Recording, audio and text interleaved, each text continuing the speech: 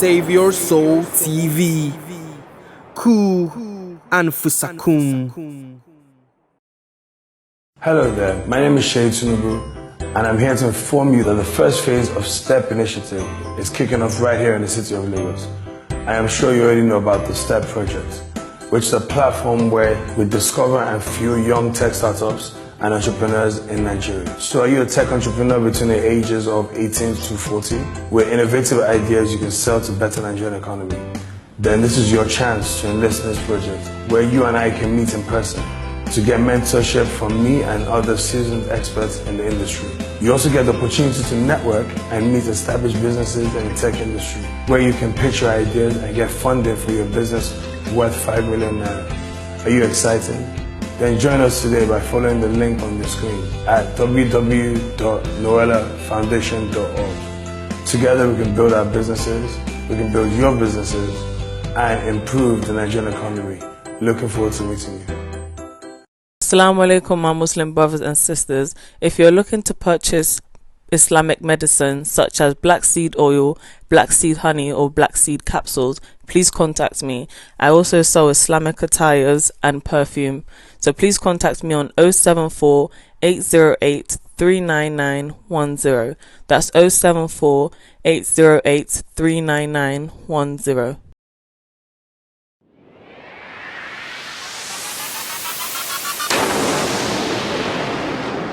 Save Your Soul TV.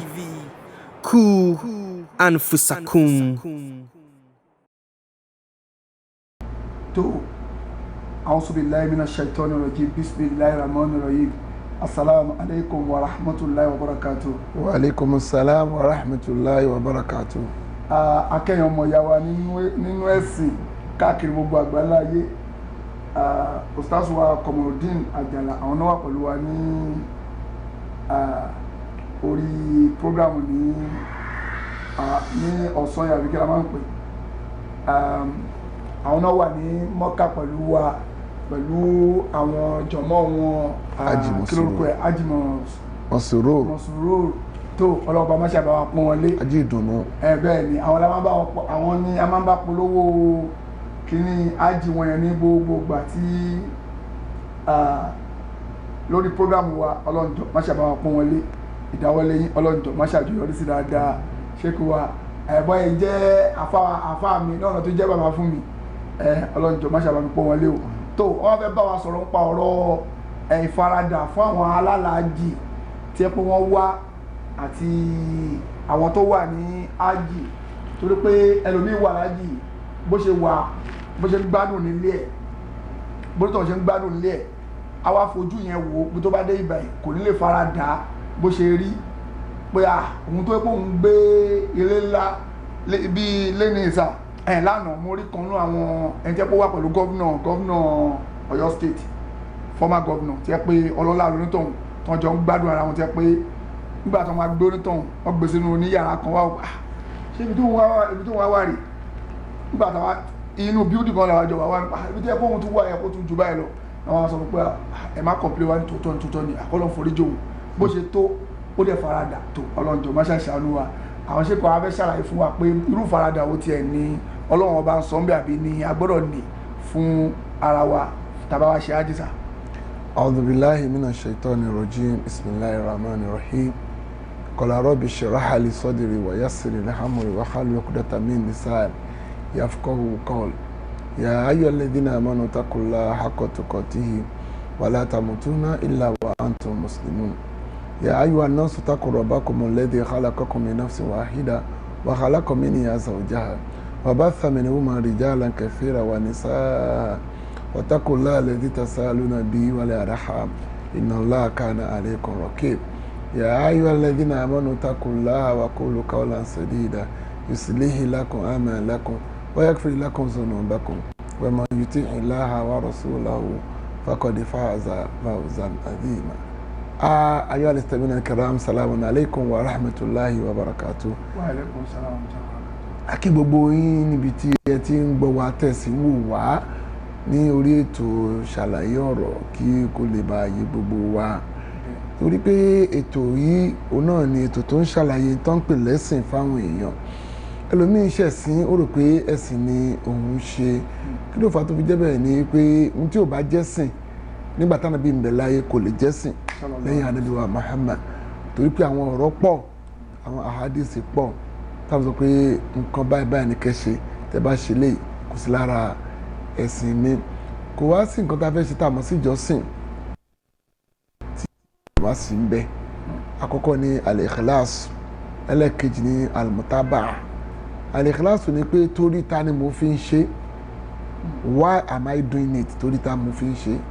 al-mutabaa ni pé báwo la Ànábì Muhammad ṣe ṣe all the prophets did it tí ìkànnì ẹ̀ bá ti yọ kò pé nìyẹn torí pé Ànábì la fẹ̀sìn rán bàtó ń sọ ọ̀rọ̀ irun ó ní sọ́lù kamara ètò mo ní sọ́lì ẹ kírun bẹ́ẹ̀ ṣe rí pé mo ń kírun ẹ má wòrun mùdírù ẹ má wòrun imam ẹ má wòrun amiru ẹ má wòrun mufasir ẹ má wòrun bàbá àdé ẹ má wòrun ẹnì kankan irun Ànábì wà lákọọ́lẹ̀ wọ́n máa ń pè ní kẹfíàtù salat ní tẹ̀pínà tẹ̀sílìm bákan náà nígbà tó ń sọ̀rọ̀ ájì tí a wà lẹ́nu ẹ̀ tá máa bẹ̀rẹ̀ ní ọjọ́ yamu juma la máa bẹ̀rẹ̀ ájì so ó ní khusumi ní manasikakum ẹ gbá mú bí mo ṣe ṣáájì náà ní ẹ ṣe yìí so ẹ má fi nǹkan míì kún ẹ sì má ṣe kíni ẹ má yọ nǹkan kan míì kúrò níbẹ̀ ájì náà ní ẹ̀ẹ̀kan tó ṣe láyé ájì kan tó wá ṣe lọ́wọ́ sọ pé taraktum fikum amrayni lan tadillu man tamsaktum bihima kitaballahi wa sunnati ẹ̀yin èèyàn mi nǹkan àṣẹ méjì mo gbé kalẹ̀ fún yín o tẹ́ bá tẹ̀lé méjèèjì náà ní sọnù Al-Qur'ani Ọlọ́run àti ọ̀rọ̀ èmi Muhammad sallallahu ta'ala alayhi wa sallam náà ìfaradà fún àwọn alálàájì ọlọ́ba ka mẹ́ta tí a gbọ́dọ̀ máa ní faradà èmi àmà wa sọ tó jẹ́ pé logistic problem ni tẹ́ expect tó máa ṣẹlẹ̀ ẹni pé nǹkan àìrò tẹ́lẹ̀ tí ó kàn déédéé wá Ànábì náà ṣe ájì àlìsọ́pọ̀ ṣe ájì rọrùn ètò kọfẹ́ wá ṣe wọ́n dá padà ní òde bíi àwọn ní kò ní wọ lu Mẹ́kà táwọn wọ̀ lọ́fẹ̀ẹ́ yìí wọ́n ní kò ní wọ bẹ̀ kò dọ̀dún tó ń bọ̀ káwọn tó gbà láàyè tó dẹ̀ ti múra wá so ó wá sọ fún ọ̀sán pé ibi tá a dé yìí náà àti lánìyàn ẹ jẹ́ ká fárí ká padà sí ìlú Mẹ́dínà bó ti jẹ́ pé àwọn sábẹ́ ò tètè fárí Ànábì wá rò pé yá wọ́n kọ àṣẹ sí òun lẹ́nu ni ó wà lọ fún àwọn ọmọ Sálàmà pé àwọn ará bí mo ní kan fárí wọn fárí Ọlọ́run jẹ́ ká níyàwó dáadáa màmá wa sọ pé àwọn làwọn fárí wọn tí ìrẹ́yìn náà kẹ́ fa ti yín ni so àgbà tí wọ́n bẹ̀rẹ̀ sí fa orí sábẹ́ kan ní ẹ̀rù pé àwọn fẹ́ bọ́ àwo orí tàwọn ìjọ ti ń fa orí ni so níbi láti padà sílé lọ́dún yẹn so tá a fẹ́ lọ́bẹ̀ ni pé ìfaradà ọlọ́ba ní bismillahir rahmanir rahim al-hajju ashhurun ma'lumat faman farada fina al-hajja fala rafasa wala fusuqa wala jidala fil hajj oṣù tá a máa ń ṣe ájì pé kí lẹ̀ ń ṣe lọ́wọ́ à ń ṣe ájì ni oṣù tí gbogbo wa ti mọ̀ ni ta sọ pé tí ò bá ti sí súnà kò sí àdìsí kò sí Islam ọlọ́kọ̀ ni oṣù tá a máa ń ṣe ájì oṣù tá a ti mọ̀ ni kò dárúkọ oṣù yẹn fún wa kí wọ́n ló jẹ́ ká mọ̀ oṣù yẹn àdìsí Ànábì wa Muhammad sallallahu alaihi wasallam oṣù tá a máa ń ṣe ájì oṣù Zulqada oyin oṣù kọkànlá Zulhijja oṣù kejìlá àti ọjọ́ mẹ́wàá nínú Muharram oṣù mẹ́tẹ̀ẹ̀ta tá a máa fi ṣe ájì nìyẹn lẹ́yìn ìgbà yẹn a kì í ṣe ájì mọ́ umrah àwọn máa ń ṣe ájì tá a dẹ̀ wí náà ó náà ní àríkàn ó ní àwọn orígun àmọ́ ìfaradà tó lọ́ máa sọ pé ní faman farada fina al-hajj ẹni bá ti wá láníyàn pé ṣe ájì tẹ́tí wà níbi ájì àkọ́kọ́ ò fala rafasa ẹ má rò pọ̀ mọ́bìnrin o rọ́fàs ẹ má bóbìnrin lájọṣepọ̀ táwọn afá tu gbogbo àwọn ọmọ fásitì tó tún sí nìyẹn because ó rọrùn ń bọ̀ ó rọrùn ṣìnà rọrùn gan kódà níjọ́ tí ò tí ì pé wá di bẹ́ǹtù kábàáyì ẹ pàdé nínú lift ẹ pàdé nínú mọ́tò ẹ pàdé níbòmíì náà floor tẹ wà ní kan máa rúṣọ mọ́gbà àyà ni ọkùnrin mi wà tí ò bá alájọṣepọ̀ pẹ̀lú obìnrin kò ní rọrùn sùn lálálẹ́ obìnrin náà wà tọkùnrin bá sọ fún ọjọ́ mẹ́ta mẹ́rin a máa wá káàkiri ni ẹnì fẹ́ ṣe ájì ìfaradà níjànú ẹ má ní àjọṣepọ̀ pẹ̀lú ẹni tí kì í ṣe ẹlẹ́tọ̀ọ́ yín ètò wa jẹ́ ẹlẹ́tọ̀ọ́ yín náà nígbà tí a bá ti gbé ìráàmù wọ̀ ẹ̀ kò wá pẹ̀lú ìyàwó ẹ̀ ká ní umurọ̀ lẹ́kọ́ fẹ́ ṣe tó bá ti wọ aṣọ rẹ̀ ní mikot ní sulí kòláìfà àbí Mẹ́kà ló ti gbé ìráàmù ẹ ní Masjid Aisha ní Temim ẹ wá tí ì ṣe tawaf o lè faramọ́ ìyàwó ẹ o lè súnmọ́ ìyàwó ẹ torí pé ó ti dàníyàn hajj tó bá ti lọ́jọ́ yamul hajj yamul juma tá a máa kóra lọ sí Mùnà ká tó lọ sí Àràfà ní Saturday ká tó ṣọdún ní Sunday oṣù kọ̀ọ̀kan ní Monday oṣù kejì ní Tuesday gbogbo ọjọ́ márùn-ún yẹn ò lè súnmọ́ ìyàwó ẹ o lè súnmọ́ ìyàwó ẹ ìfaradà àkọ́kọ́ nìyẹn tó gbé ẹlòmíì lọ́lá tẹ́ǹtì ẹ̀ oníkan náà máa fún tẹ́ǹtì oníkan náà máa wà lótẹ́ẹ̀lì ó lè jẹ́ pírẹsidẹ́ǹtì ni ó lè jẹ́ gọ́ọ̀mù oníkan náà máa jẹ́ àwọn kọ́kọ́ jẹ́ pé náà àwọn olówó ni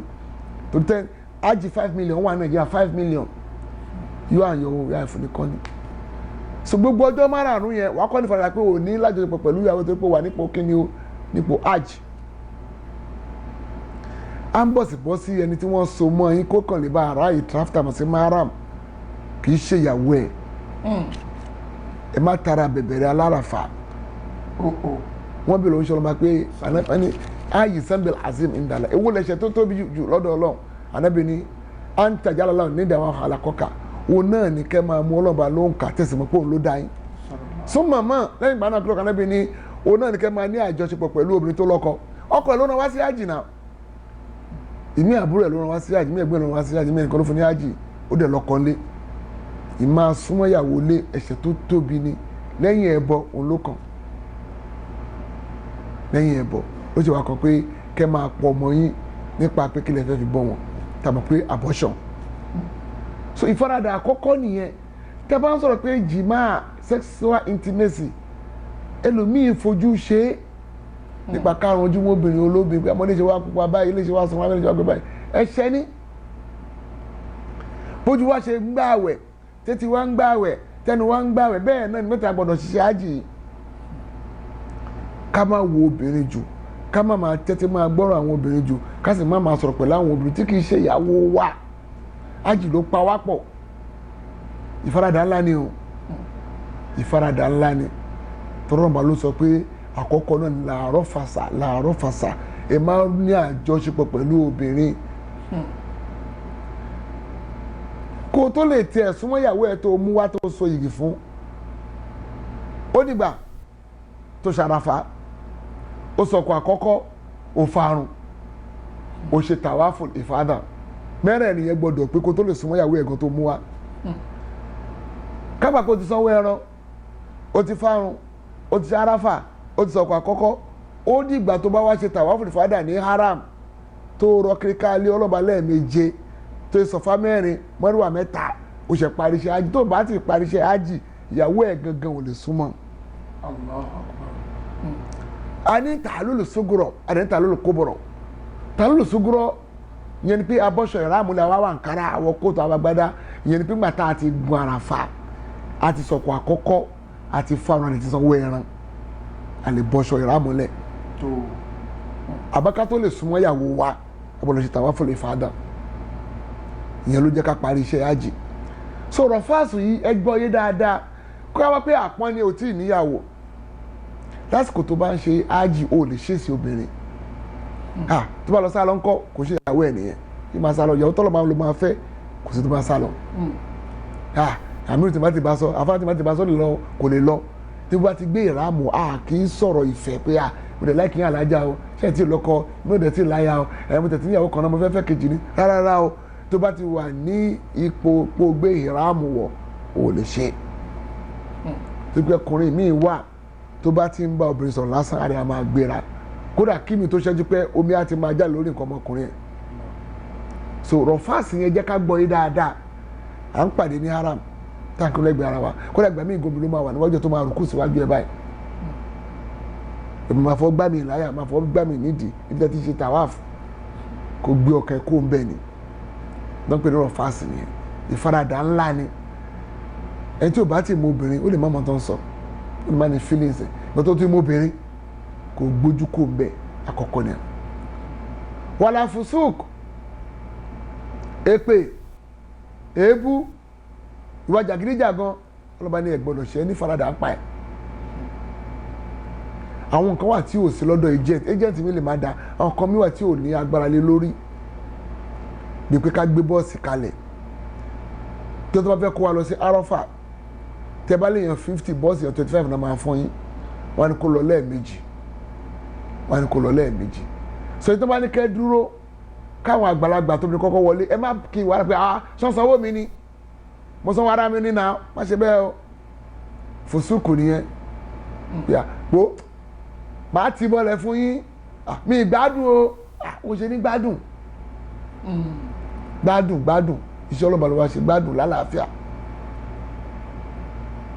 má wù ọmọ ọ̀tá má wù àjàǹdùkú náà ń pè ní fòsúkù má ṣe pé má bẹ ebú kí ló ń ṣàwọn alábàáwèrè tó ń wúkọ̀ wèrè yìí má sọ bẹ́ẹ̀ o gbogbo èrè kó wájú mi jàre má sọ bẹ́ẹ̀ fòsúkù nìyẹn o wọ́n ń wúkọ́ fáìn wọ́n ń wú gidi èmi máa tutọ́ kalẹ̀ mi máa ha kẹlẹ̀bẹ̀ lẹ́gbẹ̀ẹ́ wà á ní ìfaradà níṣẹ́ ájì èmi máa tẹ̀ mọ́lẹ̀ èmi máa mọ̀ àwọ̀ bàtà ìgbé wèrè wọlé wá kó bàtà mi àbọ̀ fẹ́ sóríire ni má sọ bẹ́ẹ̀ o wọ́n máa ń kó bàtà èmi ò mọ̀ èmi kọ́ ní bàtà kó kẹsẹ̀ bọ́ ni so ìfaradà ká má lájọṣepọ̀ pẹ̀lú obìnrin ìfaradà ká má ṣe pé ká má bẹ èbútọ́ ọlọ́run bá gangan nìyẹn disappointment máa ń wá dáadáa unexpected disappointment wọ́n lè gbé yín sílé kí sì má tètè ṣiṣẹ́ kó mi má tán nínú tap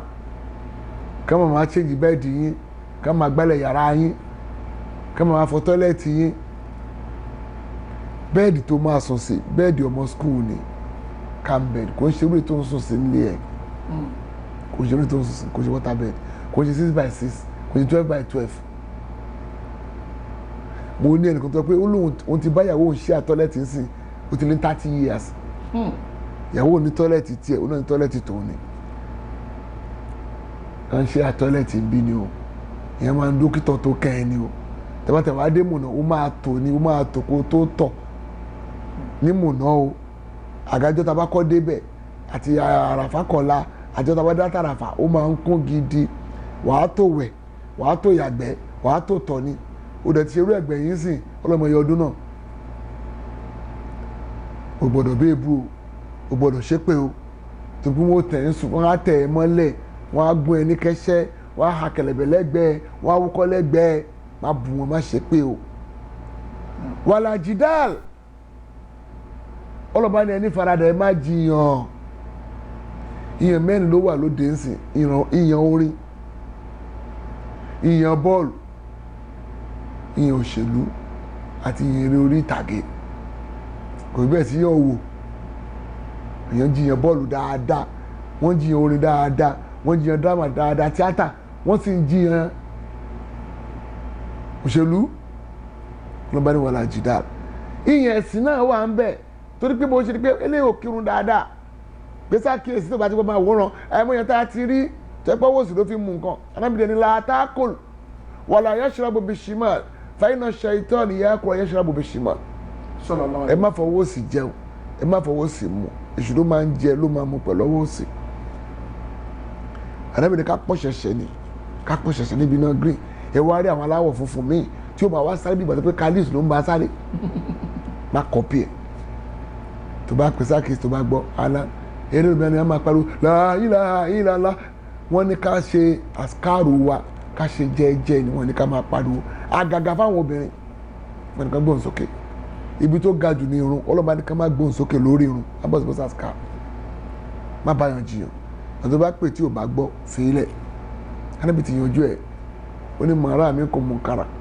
tó bá nìkan tí ò tẹ́ lọ́rùn tó bá nìkan tí ò dá fàlù gẹ́jọ́ bí yẹ́ dé kó fọwọ́ ara yìí padà pé ẹ má ṣe léyìn mọ́ fàyín ńlá ní ẹsẹ̀ tí ò bá lágbára yẹn fàbẹ̀lì sàní kó fẹnu kọ fàyín ńlá ní ẹsẹ̀ kó wá lágbára yẹn fàbẹ̀lì kọ̀lẹ́bí kó fọkànkọ ọ̀zárí kàdó àfọlẹ́mọ ilé ìlú lẹ jù nínú ìgbàgbọ́ so èèyàn mẹ́ta yíyan tọ́lọ́ọ̀bá gangan nìyẹn ìfaradà mẹ́tẹ̀ẹ̀ta tọ́lọ́ọ̀bá nìyẹn ìfaradà ká má rò pọ̀ mọ́ obìnrin ìfaradà ká má jiyàn ìfaradà ká má ṣe ká má bẹ̀rù àátò láwọn ibi tó yẹ ká ti tò tábà wá ń lọ sí Àrọ́fà kò pọ́sibù kan gbé ilé ẹ̀kọ́ mọ́ sọ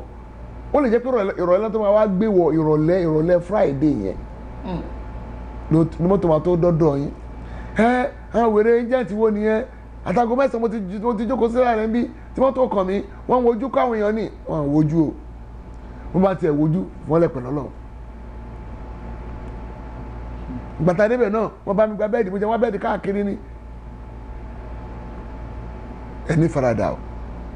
wọn ní kó adébẹ̀ lẹ́ẹ̀kan náà òun kakú máa sáré mú bẹ́ẹ̀dì tó bá fẹ́ mú ni àdè máa tò sílé ìtọ́mọ́jú sọ lẹ́ẹ̀kan a máa tò sílé ìgbẹ́ a máa tò sílé ìwẹ̀ ni a sì gbọdọ̀ ní farada torí pé iṣẹ́ ájì iṣẹ́ farada ni òníráyè lọ́ṣọ fúnjọ́ márùn yẹn pé ń fẹ́ lọ́ṣọ ẹni fẹ́ wọn lọ́ṣọ ló máa lọ́ṣọ rúnrún ohun tó lè mú lọ́bẹ̀ náà ni toothpaste toothbrush àtọ́ṣẹ́ ìwẹ̀ àyè wà fẹ́ láti wẹ̀ àmọ́ ká wá sẹ́ẹ̀tì tébù yẹn wọn kò tẹ̀sí tébù mẹ́ẹ̀ dípò fẹ́ sẹ́ẹ̀tì tébù ilẹ̀ ẹlẹ́bẹ̀rẹ̀ máa jókòó ilẹ̀ ẹlẹ̀ kò sí tébù mẹ́ẹ̀ orí tábà wá kú òní imú náà ta lọ sára fà ilẹ̀ ẹlẹ̀ la máa jókòó sí inú túbú ilẹ̀ túbú ní farada gbogbo àti everybody ló máa ń pọ́n ẹsẹ̀ máa bu tátátá òun ló tún wà ń tà yìí òun ló wà ń tà yìí àwa kò lára fà amanika wa mọ́tò wa gbé wa lọ sí Muzdalifa nígbà tí wọ́n lọ ṣàkó tá a máa sùn mọ́jú wọn tá a bẹ o ilẹ̀ túbú àtòkúta ni tẹ́ gbọ́dọ̀ ṣe máa fọwọ́ ara ẹ̀ wọ́ òkúta wàá fi pálí kan wọ́ òkúta wàá wá ṣe tẹ́ ní àbí cambed wàá ṣe tẹ́ nǹkan oorun tí ò ní pílò bọ́lá ẹgbẹ́ pílò dà ó dẹ̀ dà ṣùbà ní ìsúná tó pé ẹ̀yà ṣùbà ló ṣe gbọ́dọ̀ kú òun bẹ́ẹ̀ ó gbọ́dọ̀ ká ṣùbà ní Muzdalifa irun súnà Muzdalifa ló gbọ́dọ̀ ti kí Maghrib àti ṣáì kódà kó bẹ́ẹ̀ ládàfà wọn ni kó má kí mẹ́ wàá lọ kí ní Muzdalifa látàárọ̀ àsìkò orun ti kọjá àsìkò orun ti ẹ̀ ò kọjá almusafiru ní arìnrìnàjò ní ẹ̀ òyìn rìnrìnàjò ní ó dìgbà tó bá dé Muzdalifa kó tó ṣe kíni kó tó kí Maghrib wà lẹ́sẹ̀ tó bá dàrọ̀ ọjọ́ kí tó bá kí àsùbá wàá ṣe wàá kó mẹ́lọ sí múnà láti lọ sọ̀kò tó o bá mọ̀nà má dá lọ sọ̀kò ìsọgbẹ́kalẹ̀ ni pé gúrùpù kọ̀ọ̀kan ni ó máa lọ lásìkò tiwọn dúró de gúrùpù tí ẹ jẹ́ ká ní nizam ẹ jẹ́ ká wà discipline ká ní farada ẹ látàárọ̀ nígbà tó ń bá mú ni ìwé lọ nínú òru ilé kankan wàá ní farada pàtó lókè náà ló máa lọ ibi tẹ bá dẹ̀ gbà lọ ètò sáré pé wọ́n fẹ́ kẹ́ gbàbẹ̀ kábọ̀ wọ́n fẹ́ kẹ́ gbàbẹ̀ padà kí bàbá máa fi àyà lu àyà wọ́n tó fa stampede nígbà tó ṣẹlẹ̀ náà nìyẹn àwọn tó yẹ kó gba bòmí lọ gba tó yẹ kó gba wọ́n á fàyà lu àwọn tó ń padà bọ̀ òun tó wá mú níjọ́ náà wàá ní farada wàá padà sí múnà níjọ́ ọdún wàá fárí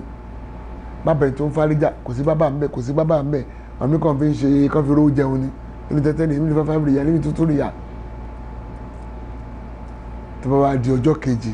ẹ lọ sọ òkú 21 mọ́kànlélógún méje bẹ́ẹ̀ náà níjọ́ kẹta méje àdèmá gbàgbé pé láti ọjọ́ Friday tó kọjá láti lẹ́tọ̀ọ́ sí ká máa ṣe àsìkárò Allahu Akbar Allahu Akbar Allahu Akbar la ilaha illallah Allahu Akbar Allahu Akbar walillahil hamd kó ń gbà yẹ oṣù ọlọ́run àwọn sàbẹ̀ Abdullahi ibn Abbas wọ́n náà máa ń lọ sáàrin ọjà wọ́n máa pariwo torí pé àwọn tó ń tajà ti gbàgbé tí wọ́n bá ti wá sọ wọ́n á rántí wọn náà máa sọ kò ì pé lẹ́yìn ọdún léyà náà ní ká máa kà láti ọjọ́ kìrìsìtò ìjà láti láǹfààní Allahu Akbar Allahu Akbar la ilaha illallah Allahu Akbar Allahu Akbar walillahil hamd ìfaradà ni o ní wẹ̀ bó ṣe fẹ́ òní lọ́jọ́ bó ṣe fẹ́ oúnjẹ bó ṣe fẹ́ ó ti wá dọmọ skul tó ń kọ́ lẹ́kọ̀ọ́ wàhálà tó ṣe o kódà gba mi wàá sàn ẹlòmíràn agorí ẹ̀ kọjá má bá wọn jà o èmi àmàtẹ bẹ́ẹ̀ tó máa sùn sí ọmọ àmàtẹ mọ́lẹ̀ má bàjá ọlọ́ba ní wàtàsá wà dúfẹ́ ní kára záàdì takwa wàtàkù níyà ulul albab mẹ́kàlẹ́ ń lọ yìí ẹ pèsè dání yẹn ni pé ẹ mú owó tí ẹ fi jẹun kò sọ pé ó tẹ máa fi raṣọ. àmọ́ fàyínà háírà záàdì takwa èyí tó dáa jù nínú ìpèsè náà ní ìbẹ̀rù Ọlọ́run ọkùnrin mi máa jókòó tí máa lose ìwọ máa wà lọ bá sọ fún ọkùnrin ẹgbẹ́ pé ẹni ká láti jókòó dáadáa tó gbé àníwọ̀ dross àníwọ̀ boxer báwo àrùn jùmọ̀ abẹ́ alábẹ́ obìnrin náà máa jókòó yakata ó tiẹ̀ máa wọ ṣòkòtò ní abẹ́ ìram ẹ jẹ́ ká ní faradà nípa ká má wò kú wò ká má gbogbo kú gbọ̀ ká sì má sọ̀sọ̀ kú sọ.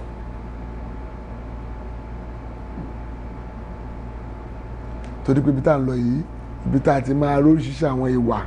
oríṣiríṣi àwọn èdè oríṣiríṣi àwọn èèyàn la máa pàdé ń bẹ̀.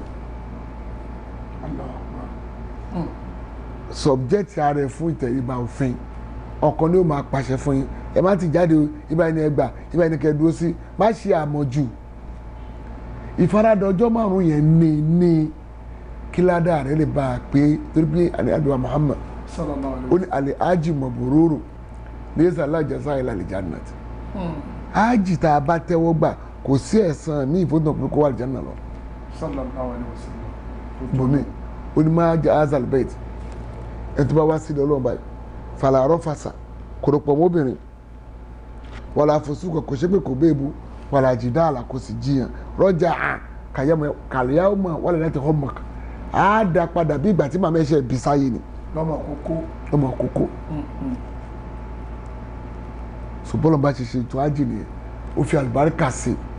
ẹni oníwà máa ń da hàlà ó kánà àmì náà ẹni tó bá ti wọnú kàábà ó ti dẹ́ni fọkànbalẹ̀ walillahi al-izzatu wa lirrasul walillahi al-izzatu walillahi al-hijju al-bayta liman istata'a ilayhi sabila astaghfirullah al-azim ẹ ṣe ájì yín nítorí t'Ọlọ́hun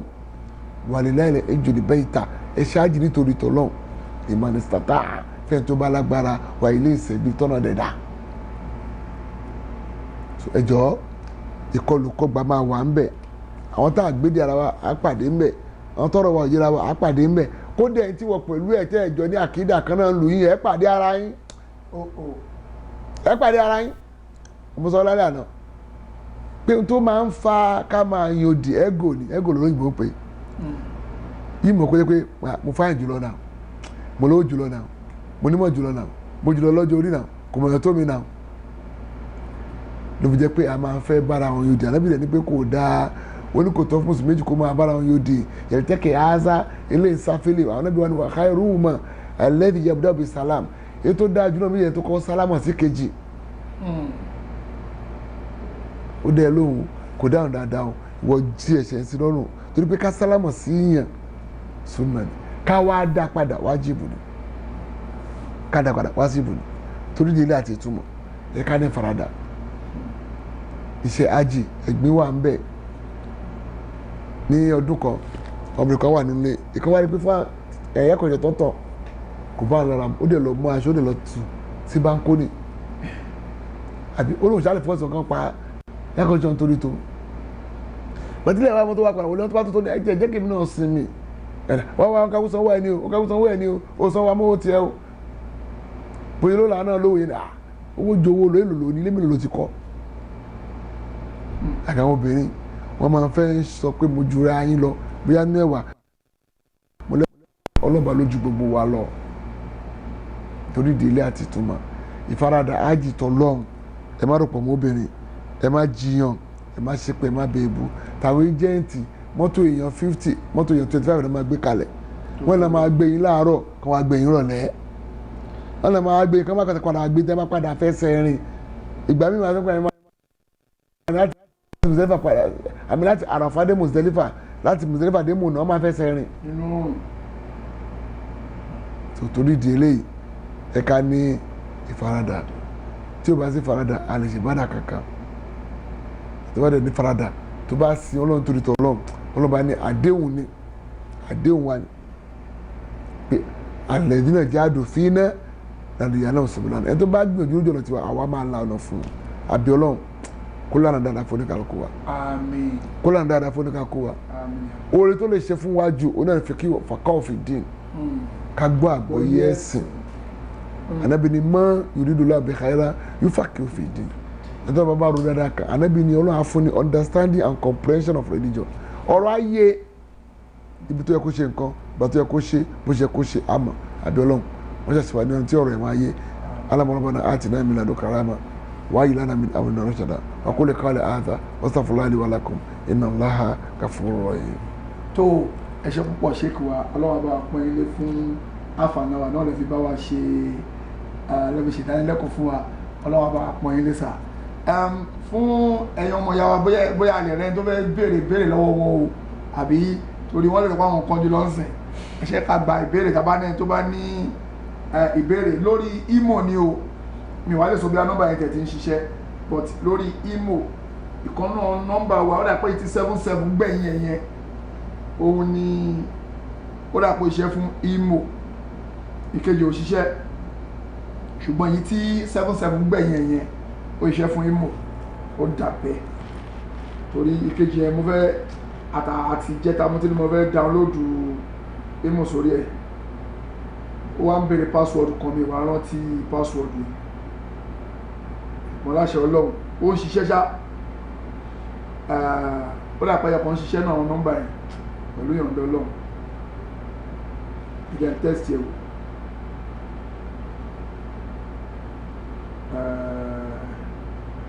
fẹ́ni tó bá ní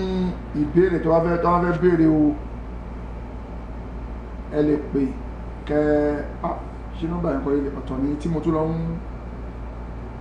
lọ ń dá ẹ̀ torí nọ́mbà yẹn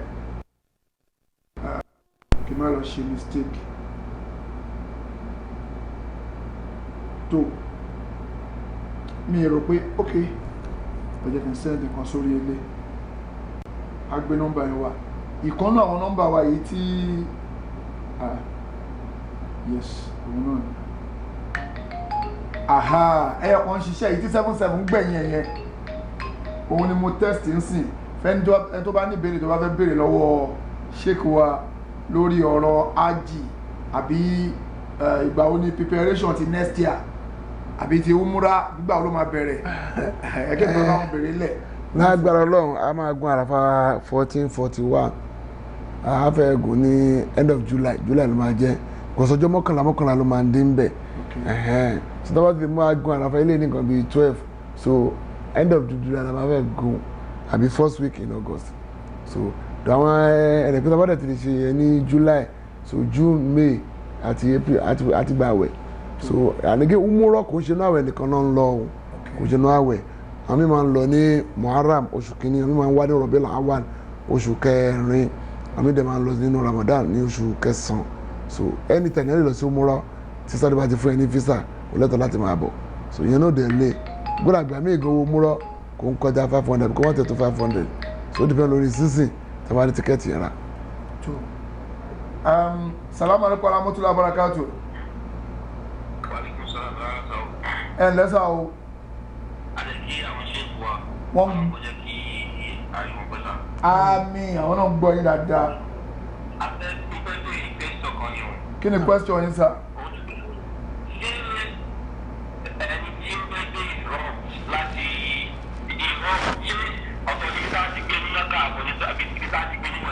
bẹ́ẹ̀ ìkànnà náà kọ ọmọ Nàìjíríà tó bá ń bọ̀ láti Nàìjíríà tó bá fẹ́ gbé ìrọ́m dandan ni kó lọ sí ibi tó ti máa gbé mikot so tó bá gbégbà tó ń bọ̀ láti Nàìjíríà tó ti yé yín ó ti wọ aṣọ yìí láti airport Nàìjíríà so láàrin Sudan sí Mecca ní mikot wa wà pilot yẹn máa announce pé a ti fẹ́ dé mikot o a kàn sọ̀rọ̀ lásán náà ni pé Allahumma labaika umratan ọ̀rọ̀ mẹ́ta tó wọ́n sọ náà nìyẹn tó ti wọṣọ láti ilé tó ti wọṣọ ìram kó sọ̀rọ̀ lókè yẹn ni tí ò bá ti wá wọṣọ tí ò dẹ̀ sọ̀rọ̀ lókè tó bá ti mú dé Mẹ́kà á gbé mọ́tò míì lọ sí mọ́láṣí Aisha náà ń pè bẹ̀ mọ́láṣí Aisha ibẹ̀ láàyè àwọn ará Mẹ́kà ìgbà tó ti mú dé Mẹ́kà yẹn náà ti dára Mẹ́kà ibẹ̀ ló ti máa lọ gbé ìrọ́ọ̀mù ẹ̀wọ̀ ibẹ̀ ló ti máa yan náfìlà méjì àwa bẹ̀rẹ̀ tàlíbíyà pé làbáìkà la umar làbáìkà àmọ́ká nígbà tó dé Jeddah àbí plane yẹn gbé lọ sí Medina straight Suluhu Laifa náà ti máa gbé yẹn kan ti wọ Mẹ́kà tó bó ṣe rí nìyẹn. Nàìjíríà àti àwọn African country tó bá ti wà ní ọwọ́ agbègbè tá a wà yẹn àárín Sudan sí Mẹ́kà ní míkọ́ọ̀tì wa wà ọ̀nà mẹ́rin ní míkọ́ọ̀tì wa láàrin náà. táwa náà bá ń bọ̀ láti bá ṣe ń bọ̀ láti bí mo ṣe ń bọ̀ láti UK tó bá kú bí 1 hour tí a fẹ́ wọ àtàfẹ́ wọ Mẹ́kà dé Jeddah làmà nọ́ọ̀mà ti announce fún wa ní plane pé kẹ́ mú àníyàn wa ayé mi kọ́ọ̀tù wa rí o but àwọn ẹlòmíì máa change aṣọ nínú plane ń bẹ̀. àwọn ẹlòmíì àti wọ̀ láti ilé wọ́n ti gba aṣọ ara mi. tẹ́lẹ̀tẹ́lẹ̀ a máa ń rò pé bóyá Jeddah ní kóòtù Nàìjíríà kò ń ṣe Jeddah o Jeddah kọ́ o Jeddah kọ́ Jeddah yẹn àyè àwọn ẹlòmíì àwọn ìlú míì ní kò ń ṣe ìlú Nàìjíríà. ṣó ti yé báyìí sà. wọ́n á tún. Salaam alaikum sa o. Salaam alaikum. tó mi rò pé a tún lè gba tabaréyàn kan sí tó bá pè wọlé torí pé mi fẹ́ dílé ṣéèkì wa wọ́n ní láti kọ́ àwọn èèyàn lọ fún ziyara ọlọ́ba máṣá ìṣerọ̀rùn tabaréyàn kan sí láàrin ìṣẹ́jú méjì nsìn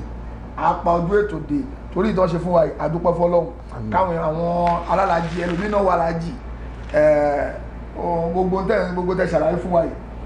ó mọ tẹ́tẹ́lẹ̀ but ó mọ kó tó kù lé ó tún dé ìbà ìtàn èṣù tún gbàmú náà ni pé òun ò ní fílẹ̀ lọ́rùn náà ni pé ó ṣàfẹ́ máa bá àwọn alálàájì fa wàhálà pé àwọn ò ní gbà náà ni àwọn ẹlòmíì dẹ̀ wà tí ẹ pé tó bá rí tẹ́lómi bá dé lu yìí tó bá rá àwọn ẹlòmíì bó ṣe tó á wò pé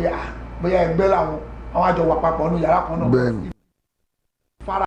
wọn ló jẹ́ kí gbogbo àjọ di ìkọ̀kan náà ìfaradà gangan níṣẹ́ hajj kò ń ṣe pé àmúdé ìgbà mú wá sí pé mo tó báyìí ò sí níbi wàá nífaradà fún iṣẹ́ yìí ni o kọ́lọ̀ bàbá ṣe ìṣẹ́rọ̀ bá a ṣe inú mi dùn pé èèyàn kan ti ẹ̀pẹ́ wọlé torí mi ò ráyè tẹ́sítì fóònù yẹn tẹ́lẹ̀ fún imo yẹn but láṣẹ Ọlọ́run ó ti wúlò nìyẹn máa lọ ṣe máa dáńlódù sórí ìkejì náà ìbára ti ṣe tán tó bá di ní alẹ́ tá a bá máa ṣe prógámù wa ó máa wà ń bẹ̀ a máa lo nọ́mbà nìyẹn láṣẹ Ọlọ́run tó adúpẹ́ pọ̀ lọ́wọ́ Ọlọ́run fún ṣéèkì wa ìdáwọ́lé yín Ọlọ́run jọ̀ọ́ má ṣe àjọyọrí sí dáadáa àmín àmín gbogbo ilé tẹ́ fi sílẹ̀ Ọlọ́run jẹ́ baláyọ̀ gbogbo àwọn àbúrò wa tó wà nílé ìyàwó wa tẹ́fílẹ̀ àwọn màmá wa Ọlọ́run ẹ bá wa kí gbogbo wọn ẹ bá wa ṣàdúrà fún àwọn ará ilé àwọn ìyàwó mi àti màámi àti everybody gbogbo àwọn ará ilé alájì jẹ́ bẹ́ẹ̀ bá ń kí wọn dáadáa o bàbá dáadáa bàbá mi ni àti alájà jẹ́ bẹ́ẹ̀ màmá wa ẹ bá mi kí wọn. à ń kí gbogbo ara rí látòrí alájà Mariam Àyọ̀ká Ìbílọ́lá alájà Kafayat aya Saheed aki Ramadan aki Ahmed aki Ismail aki Bilal aki àwọn Fahima àti Fakia ìran ní Táyé Kọ́yìn aki alájà Kubrat Ọlájùmọ̀kẹ́ Kubrat Orítókẹ́ Jẹ́bẹ́ aya Jẹ́bẹ́ tí ó pàmò international bẹ́ẹ̀ kan náà aki alájì wa Abdulwahab Jẹ́bẹ́ àti gbogbo àwọn tí dúró ti wà àkọ́nà náà ló bá náà múlẹ̀ dání Abubasit àwọn tí wọ́n di mọ́ra ṣe mú nìyẹn Imam Bello ọ̀nà di program MITV mú gbóná làákì baba Kamali Abu Awal Saheed Ẹlẹgbẹyẹ Abdulwasir Moise Ismail Abu Muaz Abdulkabir ọlọ́kíjímọ̀ ní jọ Friday ọlọ́kíjímọ̀ jọ Friday gbóná làákì dẹ Ustaz Asue ọ̀nà wà ń bí pẹ̀lú alágbó ọlọ́ wọn ní ká máa kí gbogbo àwọn afọ àtẹwà wà nínú tẹ́ wá màmá wa màmá Ustaz Kọmọdé Yunus ọ̀ ń bẹ pẹ̀lú jọmọ́ tiwa àwọn àṣẹ ájì ọlọ́jẹ́ ká ṣe ájì náà ní àṣepé ẹ tẹ́ bá fẹ́ pè wá ń sọ náà pé rate tí wọ́n ń já lórí owó yẹn ti pọ̀ jù ẹ download imo àbí messenger àádé kódà ẹ lè máa rí wa báyìí free na méjèèjì yẹn àti imo àti messenger íńtánẹ́ẹ̀tì náà ní sáà bẹ̀tẹ̀ owó kò wọ́n tó yẹn kò wọ́n tó yẹn tí àwọn call rate yẹn ti call rate tí mi yẹn ó pọ̀ so ẹ bá a lè tiẹ̀ máa gbóhùn ara wa èmi ní àgbọ̀hún yín tàbá pè ní ìṣẹ́jú márùn-ún ní 5,000 ti lọ nìyẹn oúnjẹ owó gidi tàbá pè àgọ́ àtúnjáwó tàwa náà ti tẹ́ ẹ pè so láti dandan káfẹ́ kan máa lo imo àti messenger so kọ́lọ̀ máa kó wà pẹ̀lú wa ẹ bá fẹ́ pé Saudi number mi 055 845 1844 055 845 1844 so bá fẹ́ pè láti Nàìjíríà ẹ fi plus 966. ẹjọ bá mi tẹ admin ẹjọ bá mi tẹ nọ́mbà kẹkọ síbẹ̀ pé nọ́mbà Ustaz Komodeen Ajala ẹ nóòtì ẹ sórí kẹkọ síbẹ̀. máa fẹ́ láti pé kóòdù Nàìjíríà fẹ́ pé Saudi òní plus 966 ẹ̀wá ẹjọ́ sí ẹ̀kọ́ bẹ̀rẹ̀ ajẹ́ plus 966 55 845 1844 so +966 55 845 1844 kálẹ̀ fẹ́ pè mí ní kẹ́ pè fún jálà bí o wọ́n fẹ́ pè kún question ní o ìfẹ́ bèrè àlàáfíà àwọn èèyàn yìí tó bá wa wá ọlọ́ba lè máa kó bùkátà sí wàá fà wíwúdà àmórí ìlàlá ìnàlá làṣẹ̀bẹ̀ ẹ̀mí fún yàn ní prayer point o so ọlọ́ba gbé kí lóhun tó ń ṣe lọ́la húsùnù muslim lọ́wọ́ péjì báyìí bẹ́ẹ̀ àdúrà tó máa ṣe ń bẹ̀ ó wà ń bẹ̀ subhanaka allahumma bihamdika wa nashhadu an la ilaha illa anta wastaghfiruka wa atubu ilaik. tó ẹ ṣe púpọ̀ sà láṣẹ ọlọ́run tó bá máa di ní alẹ́ torí kí ni dọkumẹ́ntì tí mo yìí ń ṣe lọ́wọ́ mi ò tí ì parí ẹ̀ ọlọ́ọ̀bà máa ṣàṣẹ rọrùn táwọn máa parí ẹ̀ tán inshallah máa combine gbogbo ẹ̀ papọ̀ láṣẹ lọ́wọ́ a máa rí bọ̀ program wà lálẹ́ o ọlọ́ọ̀bà máa ṣàṣẹ rọrùn fún gbogbo wa subhanaka allahumma wa bihamdika wa nashhadu an la ilaha illa anta wastaghfiruka wa atubu ilayk.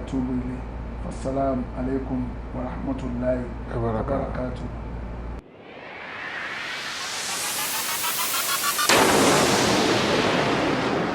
Save Your Soul TV. Ku and Fusakun. Hello there, my name is Shade Tunubu,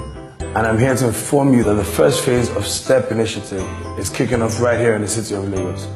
I am sure you already know about the STEP project, which is a platform where we discover and fuel young tech startups and entrepreneurs in Nigeria. So are you a tech entrepreneur between the ages of 18 to 40 with innovative ideas you can sell to better Nigerian economy? Then this is your chance to enlist in this project, where you and I can meet in person to get mentorship from me and other seasoned experts in the industry. You also get the opportunity to network and meet established businesses in the tech industry, where you can pitch your ideas and get funding for your business worth 5 million naira. Are you excited? Then join us today by following the link on the screen at www.noelafoundation.org. Together we can build our businesses, we can build your businesses, and improve the Nigerian economy. Looking forward to meeting you. Assalamu alaikum, my Muslim brothers and sisters. If you're looking to purchase Islamic medicine such as black seed oil, black seed honey, or black seed capsules, please contact me. I also sell Islamic attires and perfume. So please contact me on 074 808 39910. That's 074 808 39910.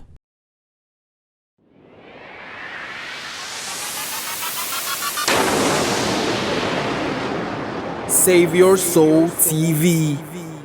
Ku and Fusakun.